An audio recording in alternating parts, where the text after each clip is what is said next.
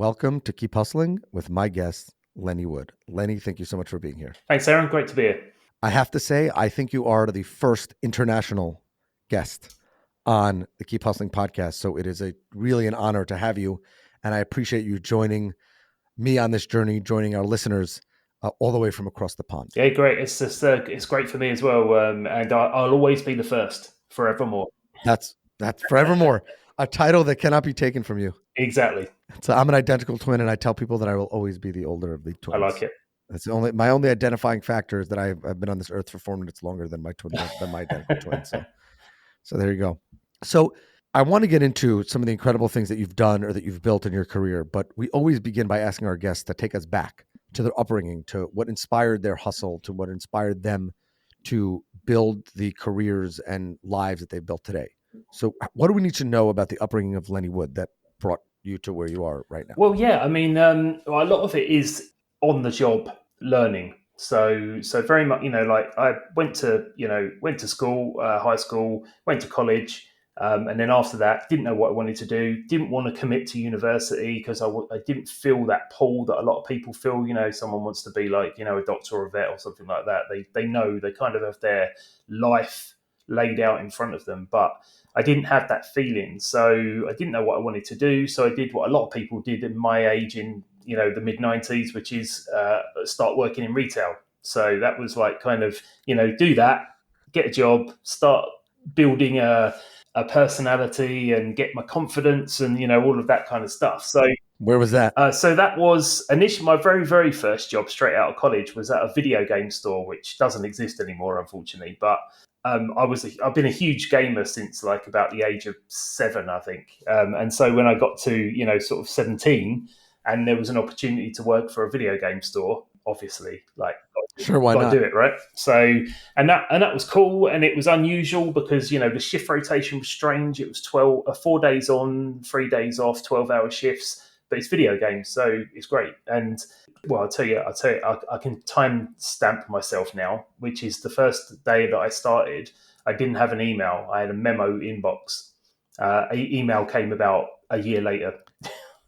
Which is, and what was the video game system of choice then? So when I started working there, it was Saturn age. Oh, yeah. So wasn't that where the original Sonic the Hedgehog was? The original Sonic the Hedgehog on Saturn, or was it on something? No, else? That was Mega Drive. Was original. Was Mega Drive, but there was obviously Sonic versions on the Saturn. So that was the kind of era. PCs were no controllers. It was still Doom on a keyboard, that kind of thing. Sure. But the job was great because, it was customer facing. You probably dealt with multiple hundreds of people a day, and your primary job was to sell them games and equipment. So like there was a lot of play testing and you had to be very knowledgeable.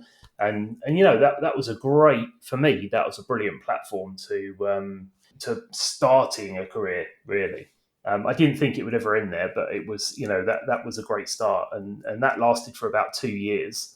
And then I moved to a bigger store. So I stayed in retail and I moved to, it's a hardware store known in the UK as Wilkinson's. And they've recently, unfortunately, gone bust, which is a real shame. But at the time, they were flying. That was yeah. It's great. It's great. You said, in your day, what did people do when they didn't have a career? When they didn't know what they wanted to do, they went into retail. Yeah. Today, they don't know what they want to do. They just play video games. Yeah, absolutely. Yeah, exactly that. they just stream. Yeah, that's right. So, yeah, exactly. And it is it's a shame. And it is a shame. And I've seen so many people, including myself, because I was a really shy person at school, and I've seen people transformed by retail. When you're thrown in you're thrown in the deep end, and suddenly you have to learn all your social skills really quickly and under pressure, then it sets you in good stead. And I think people who miss out on that are all the poorer for it, unfortunately. 100%. There is no replacement for experience. And I think that a lot of people naturally run from experience, right? Because it's scary. Run from that challenging experience. So being thrown into the deep end and having someone approach you in a store, in a retail store, is something that you can't really run from, because then you won't be employed. So that's right. Exactly. Anyone could say they made a certain amount of cold calls or interacted with a certain amount of people at a networking event, but you can actually just, make circles and not actually speak to people, as opposed to being in that physical environment is an incredible way to gain that experience.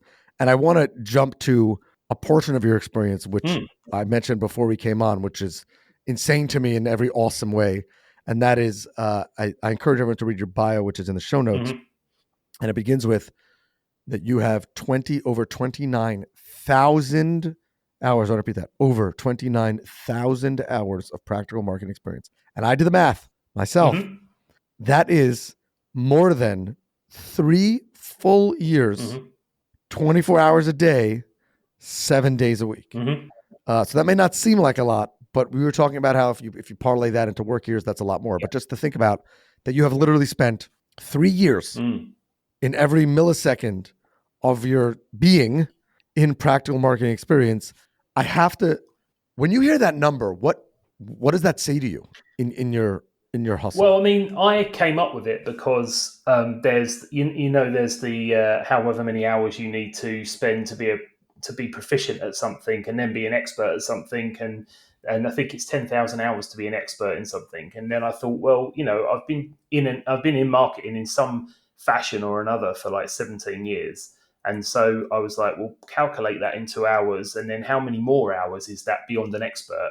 And then that number just seemed to, it's a cool headline.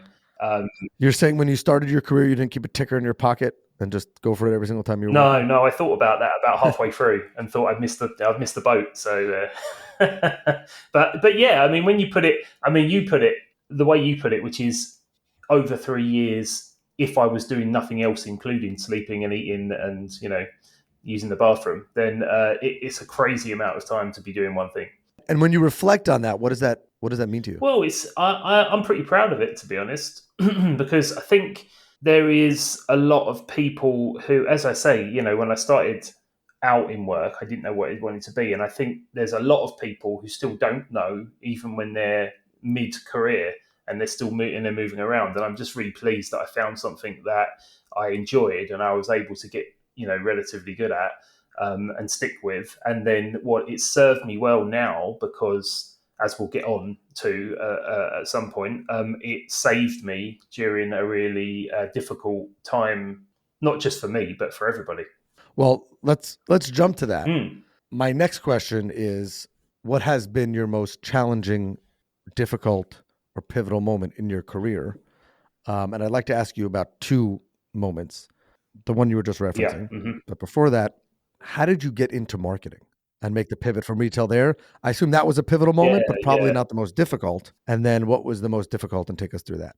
Yeah, so there's 2 pivotal moments. One is getting into marketing, the other one is COVID, obviously, which we'll touch on. But the getting into marketing part, now this is like, I don't call it luck, because I like to think that luck is preparedness meets opportunity. So some people might call this luck, but so I decided that so I worked for the large hardware company. I started as a night filler, 16 hours a week night filler, and I left as an assistant manager, store manager.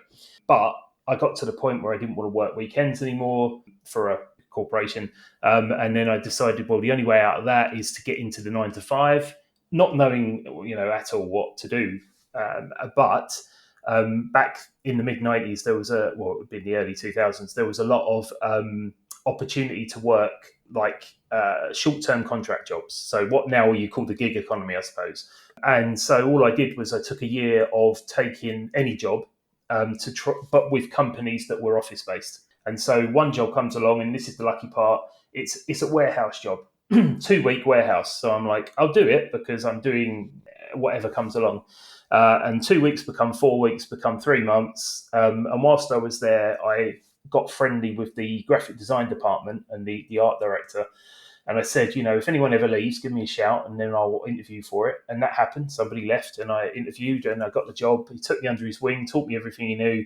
And then I did about a year and a half of that. And then an opportunity came up in marketing within the same company. So I just switched across. And that was the beginning. That was literally it. That was the beginning. So took some graphic design skills with me, took some management skills with me, learned the basics of marketing. Stayed there for a little bit longer, and then thought, well, the next logical step is to find a job managing other people. And that was it. And then just moved on and just kept moving on from there. So you could call it luck, but I manufactured the luck. Most luck is manufactured. I believe, I don't know if I've said this before on the podcast, but it's one of the things that I believe. I know one billionaire, someone who's worth just south of $12 billion. Not bad. And I once asked him, I was in a car with him, and I once asked him how he made it because I was just fascinated. You don't get to that level. And he looked me right in the face and he says, luck. And then he said, the luck part was he's in the financial services business. He was in the investment field. Obviously, he had to be intelligent. Obviously, he had to put himself in the right position. Obviously, he had to put himself in the right room. But the comment that he made about luck was that he chose a company to invest in, and the guy in the cubicle next to him chose a company to invest in. And both of them were equally as smart, and both of them had equal amount of data and logic and theory and all that behind them. His panned out. Yep. The other guys didn't, let's say, right? And he doesn't remember, he doesn't know which moment that was or which company that was. But the luck was that his idea or his logical conclusion that day worked out better than the next guy. But in order to have that luck, you have to be in a position where that luck, two things, that luck will come your way. And when that luck comes your way, not to bring you a sport that you probably are not a fan of or know much about, but when the pitch comes your way, you got to hit it with the bat. Sure. Yeah. You got to be in the ballpark at the plate where the pitch comes your way, and then you got to hit it. Yeah, I'm more. And those parts are not lucky. I'm more of an NFL guy, but I'll go with the baseball analogy. Really, American football? Yes, that's right. Wow. Absolutely. Yeah, Dolphins fan. I'm a Jet fan, so my life is miserable. Okay, yeah, same conference. My life is miserable. Just same division, slightly less miserable than you, but my life is still miserable. Yeah, absolutely. So I you know what? I think it's fine to say that it's luck, but I also think that as part of your hustle, one has to acknowledge that some of that luck, a lot of that luck is manufactured or being opportunistic or taking that when it comes your way. Absolutely. You mentioned, I want to get to the difficult moment. Yeah, so the difficult moment is the COVID moment. Difficult for everyone, of course. But, I was working, when it happened, I was working for a Swiss email security company. And a Swiss head office, they had 50 offices around the world. UK was one of them. They did what most corporations did, which was, someone's going to pay our staff's wages. So they furloughed as many people as they could. And so that was, again, the opportunity meets preparedness moment again, which is that I'd spent probably about 4 or 5 years before that moment really interested in running my own business and in business people and, watching a lot of videos, taking a lot of courses, reading a lot of books. And then along comes this opportunity where somebody says, we're going to pay you to stay at home. And I was like, well, okay, fair enough. And then two things happened. My boss had a conversation with me and said, this is crazy because I've got to furlough everyone, but the company still want me to run the company with 2 people or whatever. So that was the first light bulb moment. And I thought, well, there must be loads of people in that boat. And there was. Great. So there was a market created immediately. And then I contacted all of my recruitment contacts on LinkedIn to see, what's the likelihood of getting a job anytime soon. And sort of, I'd say 9 out of 10 of them were furloughed. And then the ones that weren't furloughed were basically saying, this is unprecedented. We don't know. Come back to us in a year. Just don't know. So then that was more than enough motivation to just start a business. So literally went to bed on the Friday, got up on the Monday morning, and I'm like, right, okay, let's dip into my LinkedIn contacts and then start pitching this idea that, you're in a hole, I can get you out of it. And it worked. I have to believe that there's real hustle there, meaning so many people at that moment were down. And one of the things that I'm learning through this is that it's okay to be down. It's okay to have the moments of challenge, but the most successful people, those people who can put 29,000 lifetime hours and still counting, by the way, into something, it's because they are able to take what do they say, that more money is made during times of crisis than it is during times of course. Yeah. Because you can take times of calm, see the opportunities. Yeah. But it's about seizing those opportunities. And so then you started your own company. Yeah, just as simple as that. Like, as not simple, but as quickly as that. Friday evening, furloughed. Monday morning, start a business. Well, at least you took Sunday off. Yeah, I had the weekend. I always do. But yeah, and it was, obviously not easy, and obviously it took a while to get going. But the absolute sort of home run, to use the same analogy, was that I was being paid. So all that time I was building and nothing was happening, but I was building, and then finally got to where I wanted to be. Someone was paying me a salary. And then when the voluntary redundancies came around, someone paid me even more money to go away. By which time the business was already up and running, so it was just like a win-win, really. I marvel the people who are able to see the opportunity and seize it so incredibly, because that's what it's about, right? It's not about if it was easy, everyone would do it. If the times were easy, everyone would do it. One of my favorite quotes that I think I mentioned on the podcast before, but it rings true, is that hard times make strong people. Mm-hmm. Strong people make easy times or good times. Yep. Good times make weak people. Yep. And weak people make hard times or difficult times. And so I hope that wasn't the quote you were going to give us at the end, because you always ask people for it. But that I'm with you on that. But that quote, and the people who don't seize the opportunity in the hard times are not the hustlers. And this podcast is about to keep hustling and hustling through those difficult times. And look, I imagine now you're happy being a business owner than any time that you were an employee through that part of your career. Yeah, much happier now. Yeah, much happier now, because I think it's because I've got a particular mindset, and that mindset I think was more geared to being independent and making my own decisions and living or dying by my own, by my own opinion and what I do.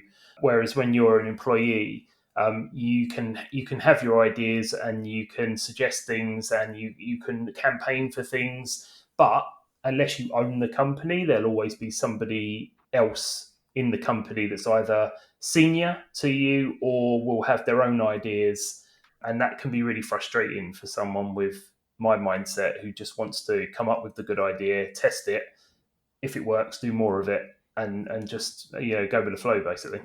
How many years did you work in the other companies before you started your own business? So let me think. So 2005, 2020. So 15 years. Yeah. What is it like going from employee to business owner in 5 minutes after being an employee for 15 years? Well, I tell you what, it would have been really scary, I think, right? Say COVID never happened, and I just one day woke up and went, you know what, I'm fed up with this, I'm going to start a business.